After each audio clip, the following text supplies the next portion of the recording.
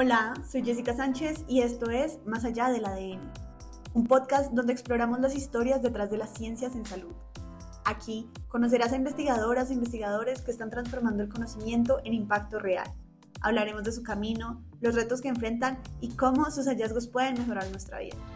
Porque contar la ciencia es también celebrar a quienes la hacen posible.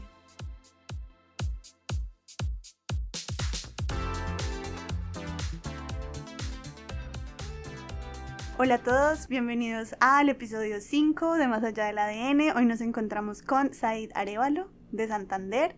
Él es ingeniero químico egresado de la Universidad de La Sabana e hizo su doctorado en biociencias también en la Universidad de La Sabana y actualmente trabaja como Research Fellow en su postdoctorado en el Skepenside Research Institute del Massachusetts en el Departamento de Oftalmología de Harvard Medical School. Bienvenido, Said, qué orgullo tenerte acá. Muchísimas gracias por la invitación, la verdad estoy muy emocionado, mi primera vez en un podcast, entonces qué bueno poder tener estos mecanismos para poder charlar sobre ciencia. Sí, justamente este espacio surgió como para hacer divulgación no solo de ciencia, sino también de las historias de las personas, porque muchas veces cuando uno está buscando su camino, es como que bueno poder escuchar unos ejemplos y decir como, ok, puedo irme por acá o puedo irme por el otro lado, entonces es muy bonito escuchar las historias de las personas. Bienvenido. Me encantan estos espacios. Bueno, entonces me gustaría empezar preguntando cómo llegaste a La Sabana y por qué ingeniería química. Esa es una muy buena pregunta. Y creo que a través de los años he ido refinando la respuesta a medida que uno va haciendo retrospectiva y reflexionando.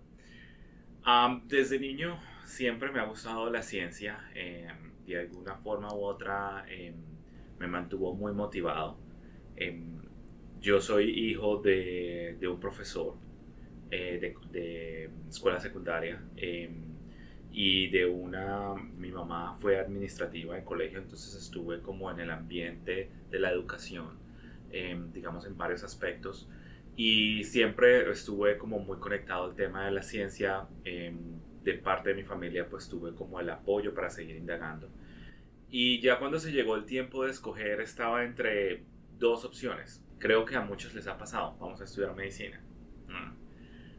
O esta opción que fue ingeniería química, que comenzó a surgir cuando estaba por allá en décimo. Y bueno, entre la combinación de una serie de experiencias personales, decidí dejar la medicina a un lado e irme por la ingeniería química. Pero por la ingeniería química siempre con un ideal de hacer algo diferente a la ingeniería química tradicional. Y más adelante, cuando ya, te digo, reflexionando, me doy cuenta que lo que quería era poder tener ese conocimiento de ingeniería para poder aplicarlo en otras áreas diferentes a la que en su momento ingeniería química era conocida, como el área del petróleo, sobre todo el área de los petroquímicos, el área de los polímeros sintéticos, que son áreas que todavía prevalecen, pero en mi caso sí quería que fue diversificarme, y al final ese fue el camino que escogí. Ok, y de ahí dijiste cómo empezaste a explorar universidades, empezaste a decir cómo descartando cómo, porque digamos en Santander creo que está la UIS. Sí, cuando comencé a buscar universidades, eso fue en el 2010, que era mi último año de colegio. Cuando comencé a buscar eran muy pocas las opciones de ingeniería química en Colombia, la mayoría estaban concentradas en Bogotá. En Santander en ese momento, y me puedo estar equivocando, pero creo que solamente seguimos teniendo la UIS en Bucaramanga, y las otras opciones eran o en Medellín, creo que había una sola en Barranquilla, y la mayoría están concentradas en Bogotá. Entonces la opción de Bogotá era obvia. Decidí aplicar a varias universidades, dentro de esas la Universidad de La Sabana, me admitieron en un par, pero creo que cuando fui a la entrevista presencial en la Universidad de La Sabana, tanto mi familia que me acompañó como yo quedamos muy enamorados del ambiente de la universidad, del campus, de la gente, y eso pesó mucho durante la decisión. Porque en otras universidades no hubo entrevista presencial, entonces pues al final eso jugó un rol importante y fue una decisión en familia. Entonces, incluyendo varios factores económicos y de la calidad de la universidad. ¿Y cómo fue ese choque cultural en llegar a Bogotá?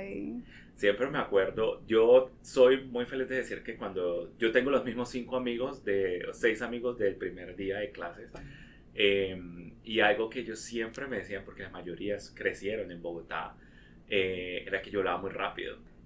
Y que hablaba muy duro. Y sí, los santanderianos hablamos duros y hablamos muy rápido.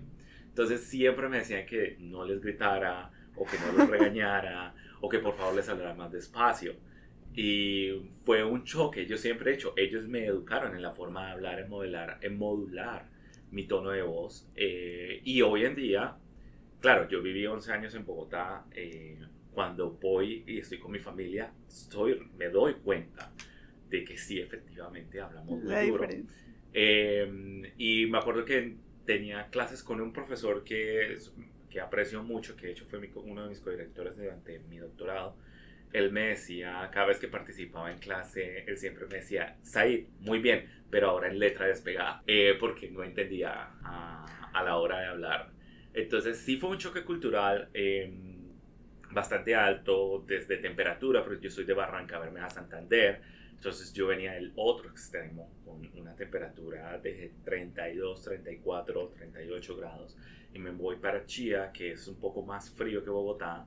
El de despertarme a las 5:30 de la mañana para ir a clases. Bueno, fue todo un reto los primeros meses. Pero bueno, yo creo que también tenía 16 años, entonces uno se adapta rápidamente. Me causó como curiosidad que en tu perfil saltaste del pregrado al doctorado. Yo no sabía que en Colombia había la opción de ingresar directamente al doctorado sin la maestría. ¿Cómo fue? Sí, lo hay, es ahora mucho más común, pero creo que en su momento cuando yo estaba aplicando a mi doctorado habían otros doctorados que también tenían esa flexibilidad y de hecho en general alrededor del mundo no es requisito tener una maestría para hacer un doctorado. Pero en Colombia sí tenemos mucho la percepción de la jerarquía. Y esa limitante, y me disculpo de antemano si me estoy equivocando, creo que se debía más que todo al sistema. ¿Qué sucedió? Cuando yo comencé a aplicar a mi doctorado, yo me fijé en eso. Me fijé en que no pidieran el requisito de maestría porque no lo tenía. Y en ese momento la verdad era que yo estaba trabajando en la industria y quería hacer algo más, entonces estaba buscando tanto opciones de maestría y opciones de doctorado. Fue un muy buen amigo mío, somos muy cercanos, el que a él me dio el empujón, el último empujón, mi amigo Néstor Sánchez. Él me dijo, Said, salió nueva convocatoria de becas de MinCiencia. Bueno, en ese momento se llamaba Colciencias y esta no pide maestría. Todas las convocatorias anteriores a esa siempre habían pedido maestría. Entonces cuando él me manda esa convocatoria, yo, bueno, pues intentémoslo. Y llamé a mí siempre me había interesado el programa de doctorado en biociencias en La Sabana desde que estaba en el pregrado.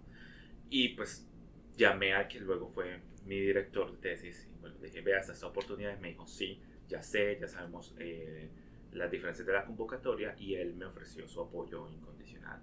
Y luego este otro profesor que mencioné antes, el profesor Luis Eduardo, también me ofrecieron su apoyo y bueno, reunamos los documentos, apliquemos y movámonos en el proceso. En ese momento, pues listo, enviamos los documentos, me enviaron a entrevista y todo lo demás y bueno, el proceso fue positivo para mí porque me admitieron.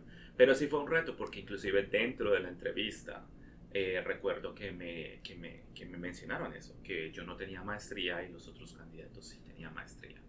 Y yo les decía cómo yo apliqué, que les causó curiosidad. Y yo, bueno, porque es que en la página del doctorado o en la información disponible, pues no hay un prerequisito de maestría. Entonces, fue un reto en su momento, porque sí tengo que admitir que, claro, yo empecé a hacer un doctorado y en comparación de mis colegas que tenían maestría, yo tenía menos experiencia en investigación. Sí había hecho investigación durante el pregrado, teníamos un paper pequeño, pero al fin y al cabo contaba. Pero ellos tenían más experiencia en diseño de experimentos robustos, en proyectos mucho más grandes.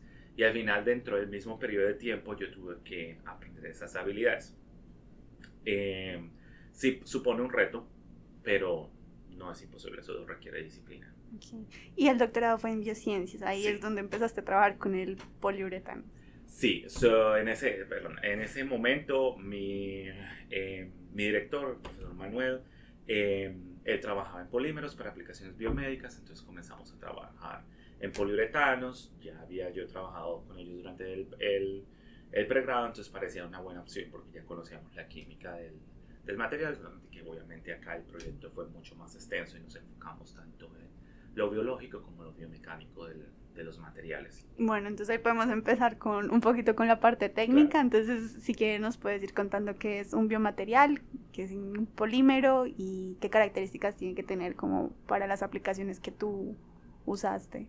Bueno, mi estudio particular durante el doctorado se centró en desarrollar materiales que pudieran utilizarse como conductos vasculares. Hay una alta demanda de ellos. La cirugía de revascularización o el reemplazo de un vaso es muy común en pacientes que han tenido enfermedades coronarias. Y pues si bien hay opciones en el mercado que son viables y que se siguen utilizando en la clínica, hay espacios para mejorar, y es en el hecho de que algunos de estos materiales no promueven el crecimiento natural del tejido y no entienden cómo nuestro sistema circulatorio funciona. Nuestro sistema circulatorio es dinámico, no es estático. Nuestras venas y arterias no son solo unos conductos que transportan sangre, sino que también se adaptan a la presión, se adaptan a si estamos nerviosos, se adaptan a si está frío el ambiente afuera. Entonces también tienen que cumplir con esas características. Entonces nosotros utilizamos los poliuretanos como biomaterial para poder diseñar conductos que no solo promovieran el crecimiento de las células y que pudieran eventualmente formarse un tejido similar al nativo, sino que también pudieran simular las condiciones mecánicas. Ahora, ¿qué es un biomaterial? Un biomaterial es un material, llámese plástico polimérico o metálico o cerámico, que no genera ningún efecto tóxico o efecto adverso mayor en el cuerpo. Y hago un paréntesis acá, y es que biomaterial no se debe confundir con bioplástico. ¿Ya? Biomaterial hace referencia a no toxicidad en el cuerpo. Bioplástico hace referencia a que viene de una fuente biológica. Y no necesariamente el hecho de que venga de biológico significa que no es tóxico. Entonces, ese fue todo nuestro trabajo. Nuestro trabajo incluyó síntesis química de nuevos materiales, estudios a nivel in vitro, hicimos algunos estudios a nivel in vivo de biocompatibilidad en algunos materiales, y luego hicimos toda una caracterización biomecánica del material. Pudimos modelar y hacer representaciones en computador in silico de cómo se comportaría el constructo o el conducto que creamos con nuestros materiales en un ambiente simulado. Idealmente, habíamos construido un sistema de perfusión que podía simular el flujo sanguíneo y el comportamiento sinusoidal de nuestro corazón, pero llegó la pandemia. Entonces, esa parte de la investigación, lamentablemente, tuvimos que... Al final y al cabo, en el doctorado tú tienes un objetivo, y eso se lo digo a todas las personas que aspiran a un doctorado, es que el objetivo del doctorado es graduarte. Y también se los digo a los que hacen maestrías. Esto es una enseñanza no mía, me la han enseñado mis tutores, y hay que cumplir con las metas de aprendizaje, pero también hay que cumplir con la meta al final, que es graduarse.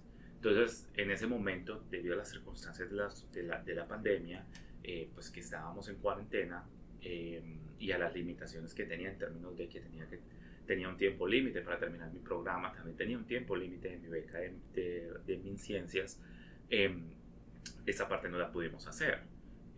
Ya luego, posteriormente, después de la obtención de mi título, hicimos algunos de los ensayos para evaluar, pero pues esas son cosas que pasan. No, y tienes toda la razón. Una supervisora mía también me dijo en su momento como ahorita lo importante es que tú te gradúes, porque si no le empiezas a dar largas y largas y te quedas y te de pronto te apasionas por algo, pero necesitas tu título, Sí, es necesitas. cierto. He tenido la fortuna de entrenar estudiantes de maestría y al final siempre llegamos a... La conversación va exactamente igual a como pasó conmigo. Y es, queremos ir más allá y eso es fenomenal porque eso demuestra el espíritu que se tiene para la ciencia, la resiliencia y el coraje para continuar. Pero también hay que ser claros con cuál es el objetivo. Y pues el objetivo de entrar a hacer un programa es graduarse. Sí, es adquirir el conocimiento y aprender y habilidades, totalmente de acuerdo, eh, que te van a llevar a ese título, pero necesitamos finiquitar por razones, tanto desarrollo de carrera, desarrollo personal, además de compromisos adquiridos, porque muchos de estos programas están financiados con el compromiso de que se obtenga el título Sí, en un periodo de tiempo establecido. tienes toda la razón. Y terminaste como el trabajo de tu doctorado y luego que como saltaste de la parte vascular, ahorita trabajas en el grupo de... Sigo trabajando en vasos. Ok, Yo no me he ido al sistema ok. circulatorio. Solamente que salté de vasos grandes a Ah, vasos. microvasculatura. Pero sigo trabajando en vasos y la verdad quiero seguir trabajando en el campo de Lo que vasculatura. Cada hiciste vez me sorprendo más. fue cambiar como de tejido. Entonces, Básicamente me moví de un tejido, me moví del corazón a la retina y al cerebro. ok. ¿Ah? Pero sigo estudiando la microvasculatura. Bueno, sigo estudiando los vasos y en este caso la microvasculatura. ¿Cómo me cambié? A ver, durante mi doctorado, los doctorados en Colombia tienen algo muy poderoso y lo llamo así poderoso porque es tal vez una de las herramientas o uno de los requisitos más importantes y es que uno tiene que hacer una pasantía internacional en donde tú quieras, pero tiene que ser internacional. ¿No? ¿Y por qué digo que es un recurso y es un requisito poderoso? Pues es un requisito porque te obligan a hacerlo, ¿no? Pero es un recurso porque uno puede aprender mucho de otras áreas. Y usualmente cuando tú vas a tu pasantía, se ofrecen las oportunidades de trabajar en tu proyecto, claro, pero también en apoyar algunos proyectos alternos que el laboratorio está trabajando y aprender más. Y ese fue mi caso. Cuando yo hice mi pasantía, comencé a trabajar en la vasculatura. Yo en mi pasantía vine a aprender de sistemas de perfusión para poder montarle de nosotros.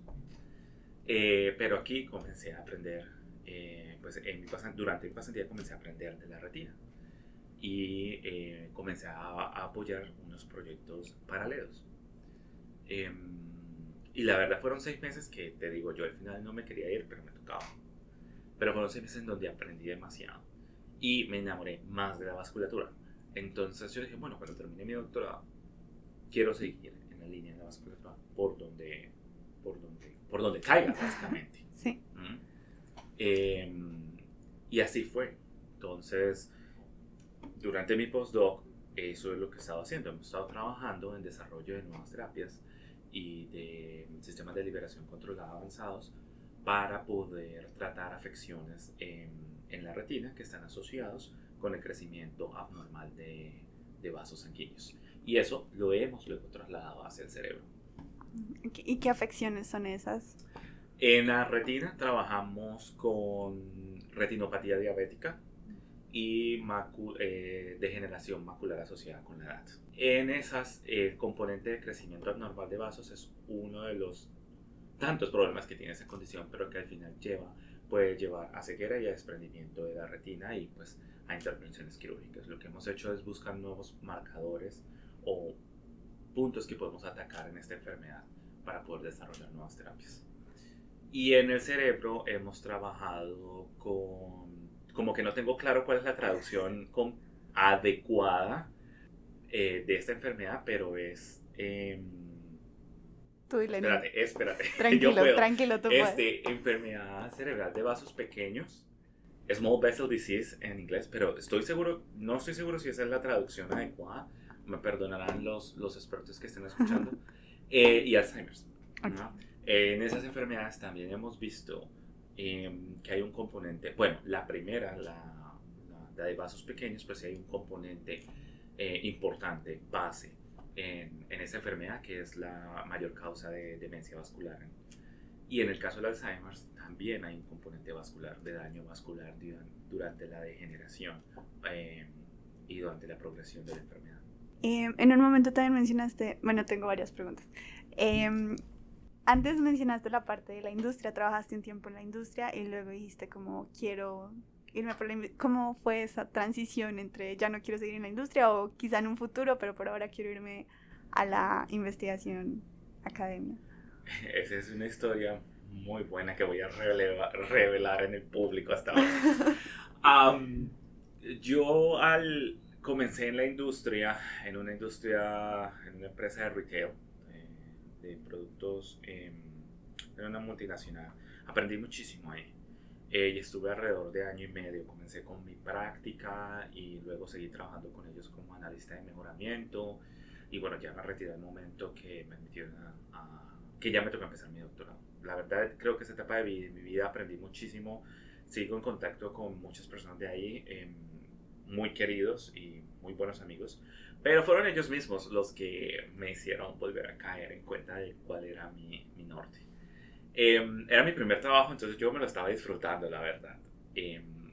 Pero creo que en algún momento, en un proyecto que yo tenía, hubo un problema y me estaban llamando la atención. Y alguien me dijo, y va a sonar horrible, pero alguien me dijo, es que usted está contratado para hacerlo, no para pensar. Y yo le di unas instrucciones. Entonces en ese momento, claro, bueno, después de estar bastante incómodo y molesto porque me habían regañado y ya no me acuerdo qué era lo que había pasado, pero esa frase nunca se me ha ido de la cabeza.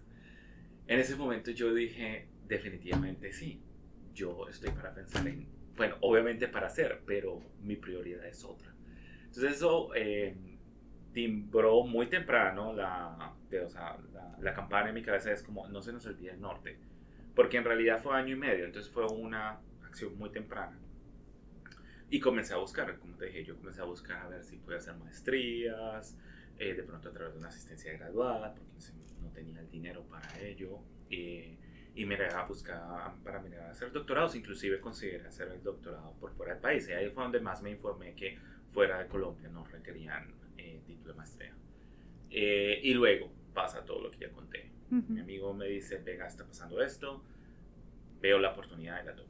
Y siempre tuviste claro como quiero hacer investigación, quiero pensar, soy una persona que piensa o...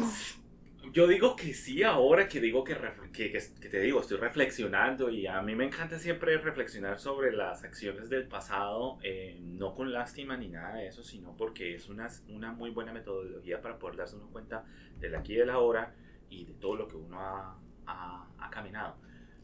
Yo creo que para ese momento no era tan claro para mí que mi norte era hacer ciencia, de pronto que mi norte era un poco más retador. Creo que buscaba retos a nivel intelectual, ¿no?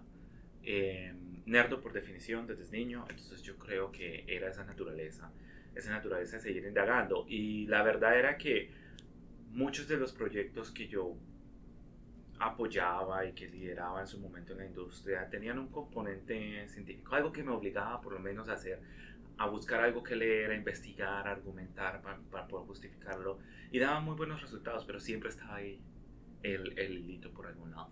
Entonces creo que en ese momento, como te digo, era buscar retos. No me sentía retado donde estaba.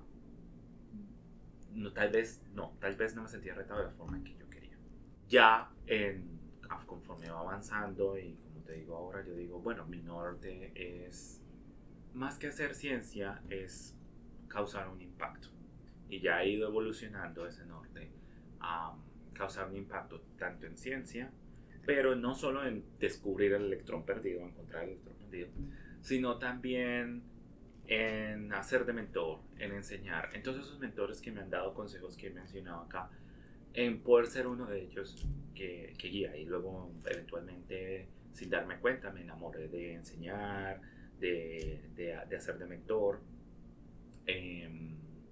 Entonces se fue complementando la historia. Qué bonito. Y también vi en tu perfil que has trabajado con la parte traslacional. ¿En qué etapa traslacional o cómo llegaste a trabajar de pronto en algún, no sé si en ensayo clínico o... No, cuando hablamos de traslacional, Ujú. es un término complejo, o sea, no es la primera persona que me pregunta. Cuando hablamos de traslacional, la forma en que yo lo veo es poder traer de lo básico, de explicar el fenómeno, Sí, a una solución. ok, una aplicación. Sí, más que una aplicación, una solución. Porque la solución es para un problema, pero no todas las aplicaciones tienen un problema.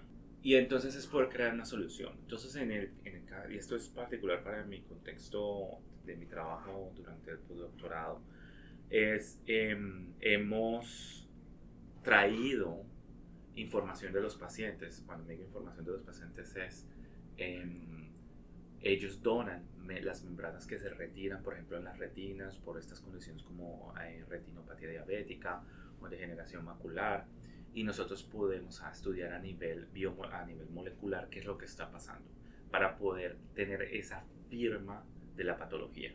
Cuando tú tienes la firma de la patología, tú puedes identificar, este puede ser el culpable o estos pueden ser los culpables. Y entonces ya con esos candidatos podemos estudiar, sí, este agente A puede estar mediando gran parte de la patología. ¿Qué pasa si la atacamos? Y entonces ahí es donde viene la solución. Bueno, podemos desarrollar una terapia basada en una molécula pequeña, basada en ARN, basada en proteínas, en no sé, ¿qué más se me ocurre hasta ahora? En edición genética, que modifique el comportamiento de esa proteína y por lo tanto ofrezca un alivio a la patología, ¿no? Y eso es lo que hemos hecho. Entonces lo que hacemos es desarrollar terapias. Entonces todo lo que hacemos nosotros para entender cómo funciona la patología siempre va a terminar en un producto, en una solución. ¿A qué? A la enfermedad. Al hecho de que muchas de estas enfermedades tengan tratamientos farmacológicos limitados o no lo tengan, como en algunos casos. Ahí es donde vienen tus conocimientos como ingeniero también, ¿no? Como de decir, voy a agarrar herramientas de acá, de allí y las voy a combinar todas para poder encontrar un camino y llegar a una solución. O sientes que de pronto es algo más que, no sé, como conocimientos que aprendiste quizá en el doctorado, sino que se mezcla como esa parte ingenieril tuya y la curiosidad o como... Yo creo que es un proceso que involucra todo lo que acabas de decir. Es un proceso de continuo aprendizaje, pero también involucra muchas de las herramientas como ingeniero que aprendí. Y a veces personas me preguntan que me han dicho comentarios como que si yo ejerzo la ingeniería. Y la verdad, sí, yo ejerzo la ingeniería todos los días. No la ejerzo de manera tradicional, que es distinto. Por ejemplo, voy a darte un ejemplo muy reciente. Nosotros actualmente estamos haciendo estudios de farmacocinética y farmacodinámica de uno de nuestros de terapias líderes, y eso requiere modelamiento, requiere comprensión de qué es una cinética, de qué es una dinámica, de fenómenos de degradación y adicionalmente conocimientos en matemáticas, en cálculos y en métodos numéricos para poder hacer el modelamiento. Adicionalmente que requiere criterio para poder establecer si los métodos que estás utilizando son correctos o bueno, los resultados que estás obteniendo en términos del modelo son correctos, son viables o son fisiológicamente congruentes. Y te digo, en todo lo que he estado haciendo últimamente, he estado haciendo netamente tal vez la mitad de mi carrera de ingeniería. Porque si bien yo soy ingeniero químico de formación, yo estudié cinéticas químicas para poder diseñar reactores, procesos de dinámica para poder estudiar automatización y control. Y adicionalmente tengo, además de los cursos de ingeniería en matemáticas, cursos en métodos numéricos y en estadística para poder resolver ecuaciones, resolver esas ecuaciones de diseño, y en estadística para poder determinar que mis ecuaciones son correctas. Entonces, te lo digo, las últimas 3 semanas lo único que me he pasado es recordando mis traumas de cuando pasaba mis horas en MATLAB haciendo códigos. Y te lo digo, Gracias, inteligencia artificial, porque me ha hecho más fácil encontrar líneas de código que me funcionen, porque a veces lo que propongo no me funciona y me hace mucho más fácil la búsqueda que ponerme a leer todos los Reddit o GitHub que solamente yo no entiendo, la verdad. Entonces, eso es puro arte e ingeniería en ese campo, en esa parte. Entonces, sí, y también al final, cuando te digo, bueno, requiere todo ese conocimiento de biología que he aprendido desde mi doctorado hasta acá para poder determinar que los parámetros de mi modelo sean fisiológicamente congruentes, ¿no? Es decir, concuerda con lo esperado para el modelo, para el animal, y no me está dando un valor que sea 10 veces más alto o 10 veces más bajo. Y vas a decir, pues si me dio el valor del volumen total de plasma, me dio 10 veces por debajo, pues básicamente no habría sujeto. Si me dio 10 veces más alto, tampoco habría sujeto, porque la biología es perfecta. Entonces tiene un rango. Entonces eso, como te digo, cubre todo el span. Y en el resto de mis campos de investigación, la ingeniería siempre ha sido, creo que en mi caso, una de las características que me diferencia. Y hemos podido diseñar sistemas de revelación controlada. Eso es un tema que desarrollamos acá en nuestro laboratorio cuando yo llegué, porque no tenían el conocimiento y todos comenzamos a aprender, ¿no? Yo comencé a aprender de biología, de cómo hacer las cosas. Comencé a trabajar con modelos animales que en eso mi conocimiento era muy reducido. Entonces es un complemento y al final tienes un conocimiento multidisciplinar que es lo que se necesita para poder desarrollar soluciones, no solo en el campo de la medicina, sino en todos los campos de cualquier ciencia. Y tú requieres un conocimiento multidisciplinar. Un solo profesional en un campo específico no te puede dar solución a nada. Y una pregunta, como inicialmente dijiste como que es una aplicación no convencional de la ingeniería, ¿cierto? Y digamos, quisiera saber como si cuando tú dijiste quiero dedicarme, o bueno, no sé, a la ciencia, según entiendo, como a la investigación, ¿cómo lo tomó quizá tu familia o tu círculo social? Porque digamos en Colombia pues dedicarse a la investigación es muy duro, es como seguro. Sí, no, y sigue siendo. Yo creo que, a ver, mi familia sé que me ama mucho y yo los amo demasiado, pero a algún punto espero que se dejen de sorprender. Pero al principio es romper un paradigma, ¿no? Un paradigma muy complejo porque tu familia, y voy a hablar del núcleo más cercano, siempre quieren lo mejor para ti, tus papás, tus hermanos siempre quieren lo mejor para ti. Y no es secreto para nadie que hacer ciencia en Colombia, bueno, que hacer ciencia en general es muy retador y hacer ciencia en Colombia es todavía más retador. ¿Cómo lo tomó mi familia? Mira, yo no le dije a mi familia que yo me había aplicado a un doctorado. Me estaba yendo bien en el trabajo que tenía. Ellos estaban contentos. ¿Cuándo fue que ellos se enteraron? No se enteraron por mí. Creo que alguien hizo el comentario, ya no me acuerdo bien, alguien externo hizo el comentario y ellos luego me hicieron preguntas y bueno, yo decidí contarles y yo, bueno, no, yo apliqué para presentar una entrevista para saber si me iban a llamar. Yo soy tal vez el candidato con menos probabilidades. Yo recuerdo que mis papás me llamaron después y me dijeron, no, pues si usted quiere hacerlo, como que se dieron su tiempo para meditarlo, pues si quiere hacerlo, hágalo, nosotros le ofrecemos el apoyo en lo que necesite. Sé que, a ver, soy honesto, sé que no fue lo que ellos quisieran. Como te digo, yo tenía un trabajo en el que estaba bien, me estaba yendo bien y tal vez venía la regla de te gradúas, trabajas 2 años, luego haces un posgrado, la familia, entonces fue romper también ese esquema. Yo me acuerdo que alguien de mi familia me dijo, ¿no te parece muy temprano? ¿No te parece como muy ya? ¿No necesitas como más experiencia? Yo siempre le dije, era un programa de 4 años creo que lo que yo en ese momento miraba era que yo lo que necesito es tiempo y energía y estoy en el punto para hacerlo. Estaba en el punto para hacerlo. Yo, para mi caso particular, tuve muchas flexibilidades durante mi doctorado y fue por eso. Porque estaba soltero, eh, no tenía hijos, estaba pues más joven, entonces tenía la energía para hacerlo. Ya si le pones otras variantes es más retador y he tenido muchos colegas que lo han hecho y mi admiración de aquí a la luna. De acuerdo, sí, un doctorado sé que es bastante retador y ahora con familia, súmele Sí, hijos.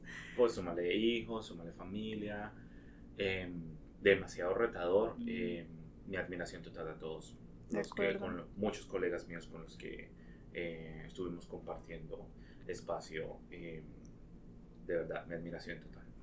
Sí. Y digamos ya en este punto, ¿cómo pensarías en volver a la industria o ya tú sientes que tu norte es la investigación y de pronto la... No, la industria también es una opción, pero pues, a ver, ya volver a la industria con un rol muy distinto. Ujú. Estamos hablando de un rol en áreas completamente de investigación, ¿no? Eh, ya sea en desarrollo de productos, en desarrollo de fármacos, ¿cierto? O en empresas que prestan servicios a la industria en términos de investigación. Entonces, sí, sigo considerando volver a la industria de pronto en algún punto, si hay algo que me llame la atención, sería una buena opción, no lo descarto. Eh, pero obviamente no volver a la industria con un rol como el que tenía. Estaba trabajando en producción. Creo que ahora eh, pues no tengo cabida, la verdad. No porque no pueda tener, no tenga las habilidades para apoyar procesos de producción, pero pues todos estos años de aprendizaje pues ya te dan otras habilidades que no tienen cabida en ciertas partes de la etapa productiva. Es verdad, y ¿No? no, ya toda la experiencia está totalmente encaminada. Em, También quería preguntarte, Colombia, ¿cómo ves el tema de la investigación en vascularización de tejidos? Bueno, en su momento éramos muy pocos. De hecho, sí, éramos muy pocos. De hecho, creo que en algún momento en las diferentes etapas del doctorado yo tuve que presentar varios seminarios y exámenes que eran presentaciones orales y tenían jurados. Y creo que en todos ellos solamente tuve una persona que era de Colombia. Ahora, de pronto ahora ha incrementado, pero es un tema muy retador. Eh, Hay muchos campos en los que puedes trabajar dentro de los temas vasculares, ¿no? Puedes trabajar tanto en desarrollo de conductos para reemplazos vasculares como desarrollo de medicamentos para otras enfermedades. Vasos sanguíneos tenemos en todas las partes del cuerpo, así que puedes trabajar en básicamente cualquier tejido. Eh, pero creo que y creo que seguimos siendo un grupo pequeño, no tan grande. Eh, y también se debe por las dinámicas del país. Yo creo que, y eso es muy importante resaltar, eh, los potenciales de investigación en Colombia están en otros campos de donde le podemos sacar más provecho. Y eso sí, hay que ser eh, claros. Por ejemplo, los trabajos en la industria de alimentos, los trabajos en la industria agrícola, en protección de, de nuestros cultivos. Hay mucha gente trabajando en estrategias para evitar plagas, en cómo mejorar los alimentos de forma funcional. Colombia tiene demasiado potencial en energía también. Eh, eh, Creo que tal vez esas áreas son más grandes en temas de ciencias básicas e ingeniería, eh, porque hay mucho más potencial. Y en ramas de la salud, vuelvo y digo, me disculpo con personas que son más expertas si estoy cometiendo un error, pero en áreas de la salud pues tenemos enfermedades infecciosas, ¿cierto? Eso también es Sí, otro campo bastante grande.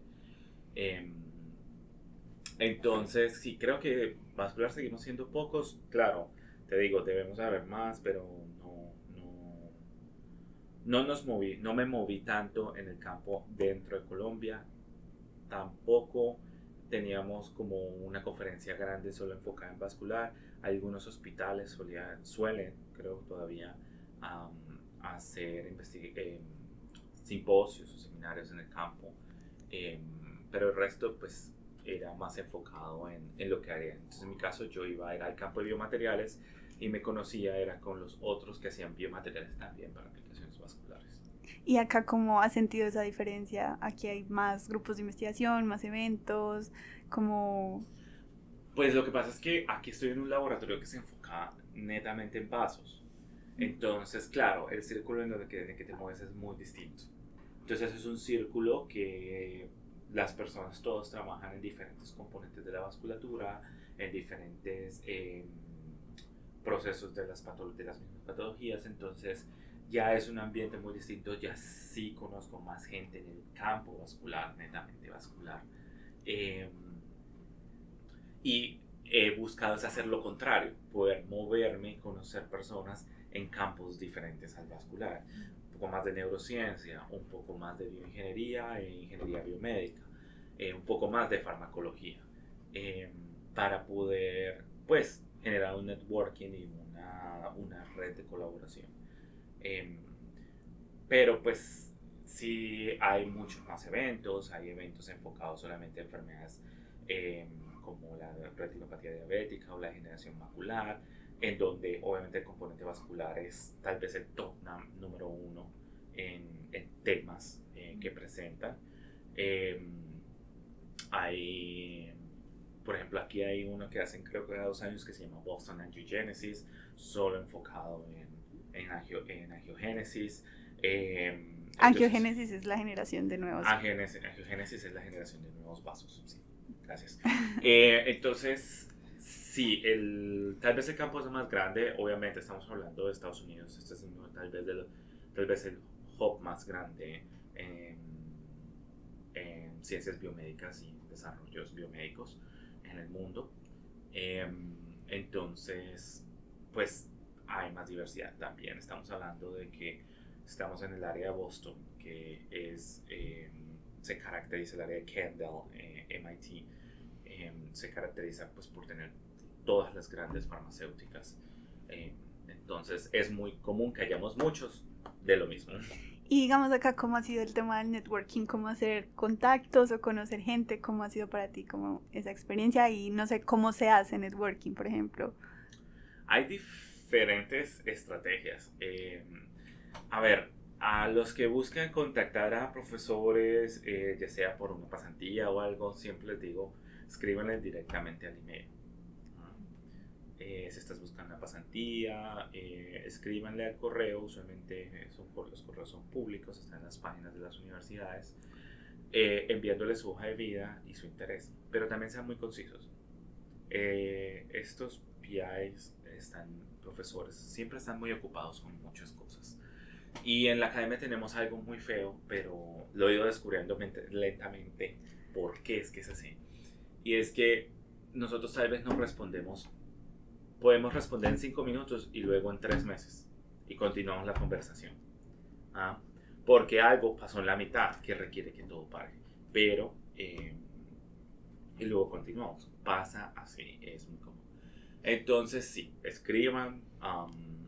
No les dé pena, eso sí, un correo muy conciso, una hoja de vida muy organizada, y contacten. ¿Listo? Quiero hacer esto, estoy haciendo esto y quiero hacer esto, estoy buscando esto, ¿no? Hagan correos de seguimiento, envíen correos de seguimiento. Si a las 3 semanas no han recibido contacto, hagan correos de seguimiento. Son a veces los correos de seguimiento los que son más efectivos. Ahora, ya cuando te quieres mover, otra forma hay muchos gremios muy especializados para diferentes etapas de la carrera, para cuando estás en pregrado, para cuando estás en posgrado, cuando estás en postdoctorado, para si quieres aspirar a una posición de profesor. Entonces, búscate esos gremios que a veces son de talla nacional, Son pequeños, pero pues están esparcidos por todo el país, entonces te puedes unir de forma virtual y comenzar a hacer networking. Al ser pequeños, es más fácil entablar conversaciones, ¿no? Y la otra que también recomiendo es, si pueden ir a conferencias, vayan a conferencias que sean muy grandes, sí, pero también ir a conferencias que son pequeñas. Porque las conferencias que son pequeñas son, primero, menos abrumadoras, porque es usualmente un solo programa, ¿listo? Entonces todo el mundo en el mismo salón. Puedes aprovechar más el tiempo para mirar pósters, presentaciones. Y segundo, como es un grupo pequeño, es un nicho, es mucho más fácil entablar conversaciones y relaciones, y a la larga amistades o colaboraciones. También eso también lo he aprendido con la experiencia. Me encantan las conferencias grandes, pero amo las conferencias que son más pequeñas. ¿Y cómo haces ese primer acercamiento? Porque, digamos, yo, por ejemplo, considero que a mí me cuesta mucho hacer ese primer acercamiento, como no sé entablar esa primera conversación, no sé cómo ser entradora, por decirlo así. En ciencia en ciencia, no eres solo tú. También me pasa a mí. Yo creo que los primeros congresos a los que yo fui, estando haciendo mi doctorado, me la pasé solo. Sí. Solo. O sea, fui una persona que aprendí a disfrutar de mi soledad. Entonces también me la pasaba muy bien, pero me la pasaba solo. Ya eventualmente uno comienza a hacer amistades. ¿Sí? Pero bueno, en ciencia tenemos algo. Es en los pósters, en la sesión de pósters sobre todo. Tú puedes entablar una conversación muy informal y ese es el espacio. Entonces, tú ves un póster que te llama la atención o está una persona que te llama la atención. Entonces, ya sea por su investigación, por la persona o por donde trabaja, puede ser un un jefe del departamento, perdón. Entonces, tú te acercas y el primer gancho es comienza a hablar de su investigación. Hazle par preguntas sobre el póster, escúchale el discurso, haz par preguntas y luego sigues conversando. Sobre todo en la sesión del póster tienes todo el tiempo del mundo porque cada persona está ahí para 2-3 horas. Y al final siempre cierra, no, mira, es que quería comentarte que estoy buscando hacer mi doctorado y me ha gustado mucho tu trabajo, lo he seguido, o quisiera saber si tienen oportunidades. Mira, tal vez el 80% de las veces que yo he tratado de esa forma, siempre terminamos diciendo, no, pues escríbeme o mándame un email, lo haremos luego, o voy a estar libre los siguientes días de la conferencia, terminamos tomándonos un café dentro de la conferencia y hablando de oportunidades, o termino con el email de la persona y terminamos a través de email haciendo colaboraciones, hablando de ciencia. Y ¿qué más? Es muy efectivo. Si es una persona que tú ya conoces, tú perfectamente puedes llegar a decir, oye, sé que tu trabajo, muchos pósters, bla, bla, bla. Me gusta, quiero hacer un doctorado, he pensado en tu laboratorio, hay un espacio. Puede pasar que la persona te diga, no tengo el espacio, o no estoy buscando, pero también te pueden decir, pero mira, este otro colaborador está buscando. Lo importante de tener esas habilidades blandas, aprender a desarrollarlas y evolucionarlas. Porque... Sí, pero yo sí digo que las habilidades blandas, uno puede aprender mucho la teoría en clases y en los cursos, pero uno tiene que arriesgarse un poquito.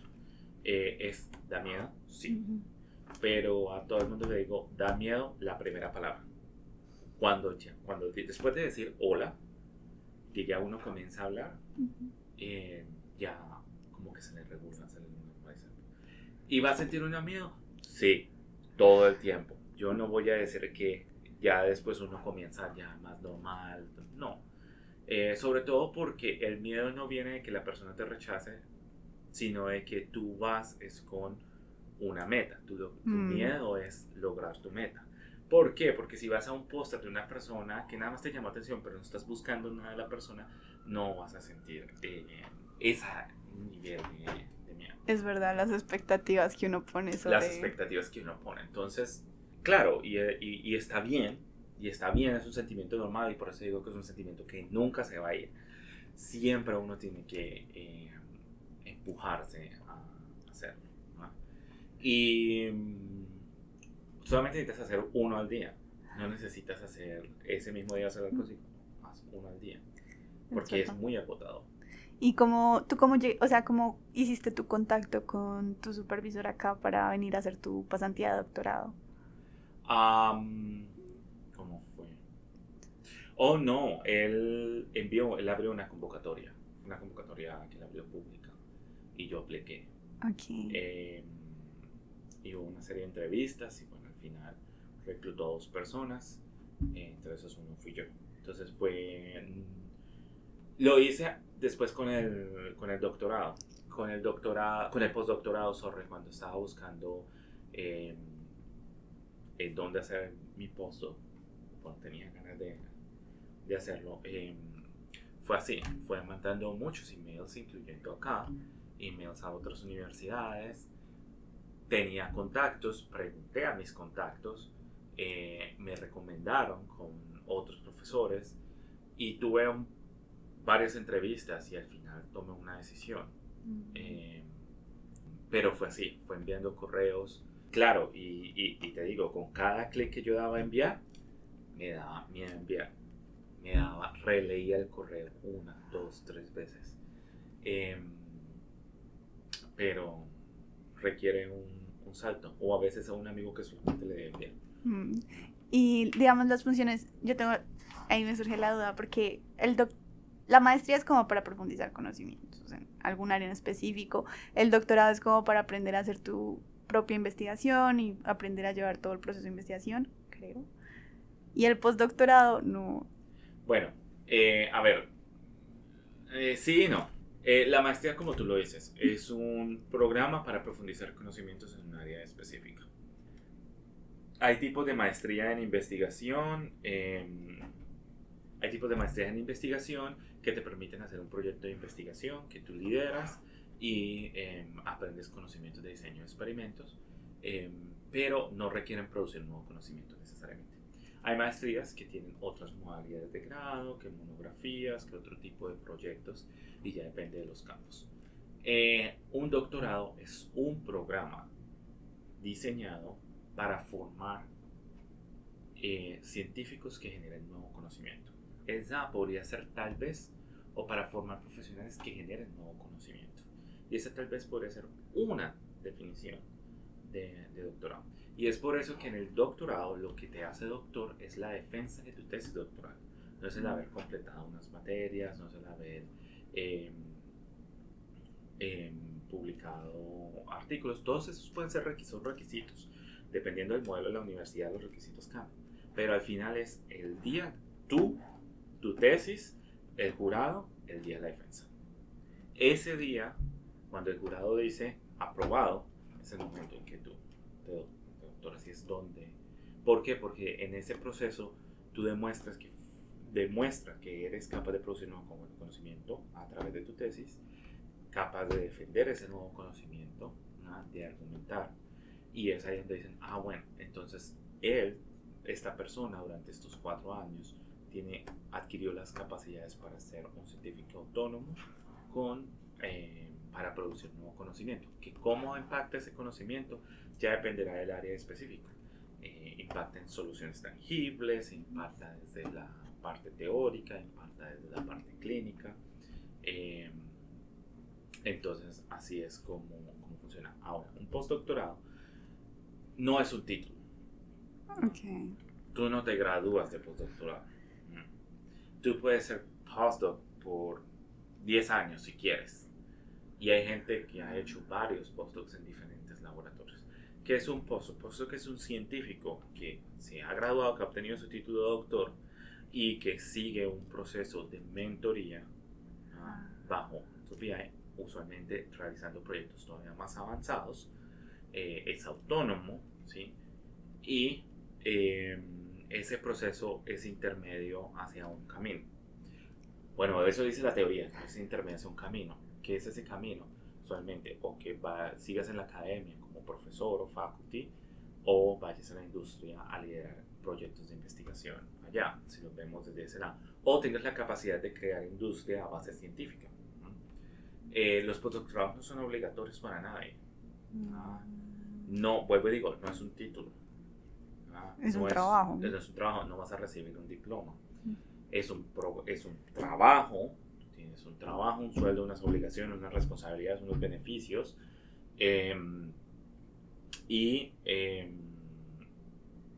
Pero el nivel de investigación que haces acá es mucho más alto, es mucho más independiente. Es básicamente refinar esas habilidades, ¿no?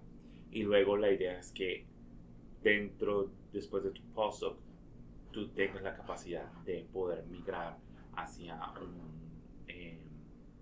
tengas un desarrollo de carrera hacia una de las múltiples ramas que se puede escoger. Ok, muchísimas gracias por toda la información que nos diste. Un último consejo de vida o consejo hacia alguien que quiera dedicarse a la ciencia o que tú digas, esto la gente lo tiene que saber. Tengo muchos. Para los que se quieran dedicar a la ciencia, no permitan que alguien que nunca ha crecido un frijol en un algodón les diga que no se puede, ¿no? Como todo, vamos a encontrar muchos detractores, pero si te quieres dedicar a la ciencia, tienes que aprender a dejar esos comentarios al lado. Ser dinámicos. En la ciencia yo creo que es muy fácil quedarnos en el status quo. O quedarnos en zonas de confort. Y son zonas de confort que el que decía quedarse está bien, pero ser muy dinámicos. Siempre, ¿cuál es la meta cuál es la meta que viene? Eso nos permite estar moviéndonos. Y tal vez el tercero es, tal vez uno de los consejos que más sabiamente me han dado, y ahora que hiciste el comentario de cómo aproximar a las personas, me hiciste caer en cuenta, y es uno que me dio mi director de tesis doctoral, y es: el problema no es que salga, el problema no es que no salga, el problema es cuando se dé. ¿Y eso a qué iba? Eso va a que cada vez que tengamos miedo de dar ese clic, de enviar el correo para preguntar por una posición, el problema no es enviar el correo. A veces estamos asustados de que van a pensar el correo. Si no te responden el correo, no pasa nada. Absolutamente nada. Si te responden el correo diciendo: sí, me gusta tu hoja de vida, hagamos una entrevista, ahí es donde ahí es donde te tienes que asustar. Porque ahí es donde, me tengo que preparar para esta entrevista, realmente me quiero ver qué pasa si me va a ver. Ahí es donde podemos hacer toda la película. Entonces es siempre que tengamos miedo de decir hola, o de enviar ese correo para buscar por una aplicación, ni el decir hola, ni el enviar el correo es el problema. El problema es cuando ellos te respondan afirmativamente. Tienes toda la razón y muchísimas gracias por tus consejos, muchísimas gracias por tu tiempo y por estar hoy aquí con nosotros en este espacio del podcast. Muchísimas gracias a todos los que se quedaron escuchando hasta el final y no siendo más. Muchas gracias a todos. Muchas gracias, Jessica, por la invitación. Gracias, Said. Te deseamos muchos prosperidad y todo lo bonito de la vida para tu camino postdoctoral. Muchas gracias.